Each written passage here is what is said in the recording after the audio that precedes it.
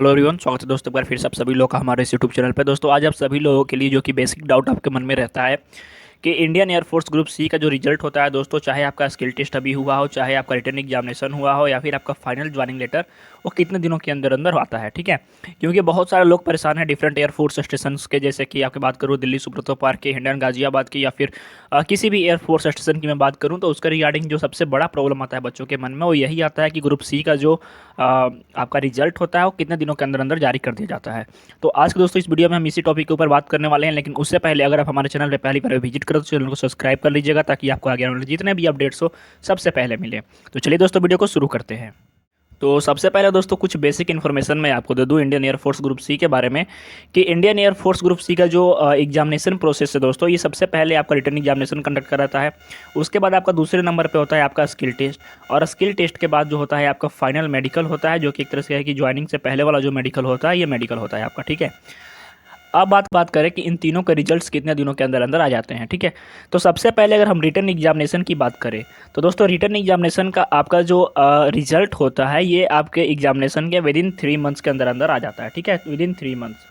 अगर फिर भी 3 मंथ्स के अंदर अंदर नहीं आ रहा है, तो हो सकता है कि उस एयरफोर्स स्टेशन पे कुछ बेसिक प्रॉब्लम्स होगी, इस वजह से दोस्त आपका रिजल्ट नहीं आ रहा है। लेकिन जो एक एयरफोर्स ग्रुप सी का रिक्रूटमेंट पॉलिसी है, उसके तहत 3 मंथ्स के अंदर अंदर जो आपका रिजल्ट होता है वो अनाउंस करना होता है उनको। ठीक है, अब अगर जो रिजल्ट आता है, अगर मान लो आपका रिजल्ट आ गया, तो आप चेक कैसे करोगे रिजल्ट को।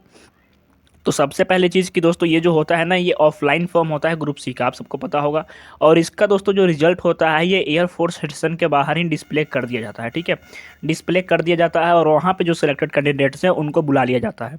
अगर तो आपको कैसे इन्फॉर्मेशन मिलेगी, तो बहुत सारे एयरफोर्स स्टेशन रिसेंट में क्या कर रहे हैं कि जितने भी कैंडिडेट्स वहाँ पे जा रहे हैं उनके मोबाइल नंबर, ईमेल आईडी ले ले रहे हैं। ठीक है, और उसके बाद जैसे ही आप सिलेक्ट हो रहे हो, तो आपके एयरफोर्स आपके घर पे आपके मोबाइल नंबर पे कॉल कर करके इन्फॉर्मेशन दे दी जा रही है एयरफोर्स स्टेशन की तरफ से। ठीक है, दूसरी चीज़ कि अगर फिर भी आपको कोई अपडेट नहीं मिल पा रहा है रिजल्ट के रिगार्डिंग, तो आप उस एयरफोर्स स्टेशन के पर्टिकुलरली जो सिविल एडमिन है उनका नंबर आपको हमारे टेलीग्राम ग्रुप पे मिल जाएगा, या फिर आप गूगल क्रोम के माध्यम से उनके ईमेल आईडी उस एयरफोर्स स्टेशन का या फिर उसका कॉन्टैक्ट नंबर निकाल करके आप संपर्क कर सकते हो कि क्या सर इसके रिगार्डिंग कोई अपडेट है या नहीं। ठीक है, नेक्स्ट बात कर लेते हैं कि स्किल टेस्ट का, अगर मान लो कि आप सिलेक्टेड हो रिटन टेस्ट में, ठीक है, आपका लिस्ट में नाम आ गया, तो अब प्रॉब्लम आती है कि एडमिट कार्ड कितने दिनों में आ जाता है।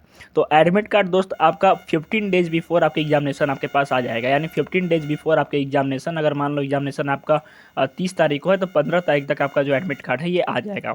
अगर फिर भी डिले होता है आपके एडमिट कार्ड के अंतर्गत, तो उसमें साफ मेंशन किया गया है, मीन्स कि आपका नोटिफिकेशन में, कि उसके लिए एयरफोर्स जिम्मेवार नहीं होगा। अगर मान लो आपका किसी किसी का होता है कि उनका 2 तारीख को एग्जामिनेशन है और एडमिट कार्ड आता है 5 तारीख को, तो उस कंडीशन में कौन रिस्पॉन्सिबल है, तो उस कंडीशन में आपका एयरफोर्स बिल्कुल नहीं रिस्पॉन्सिबल है, उस कंडीशन में आपका रिस्पॉन्सिबल है पोस्ट ऑफिस।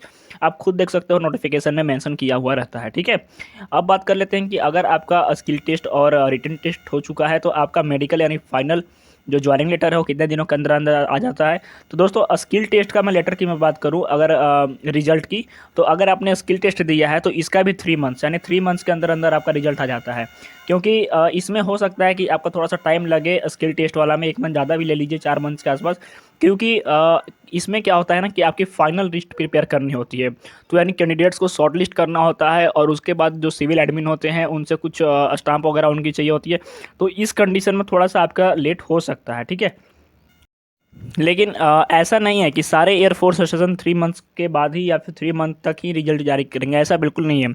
आपका दोस्तों जो रिजल्ट है, हो सकता है कि आपका विद इन 1 मंथ के अंदर अंदर, या फिर ये भी हो सकता है कि अगर आपने कल एग्जामिनेशन दिया है तो आज आपका रिजल्ट जारी हो जाए, मीन्स कि ऐसा भी हो सकता है।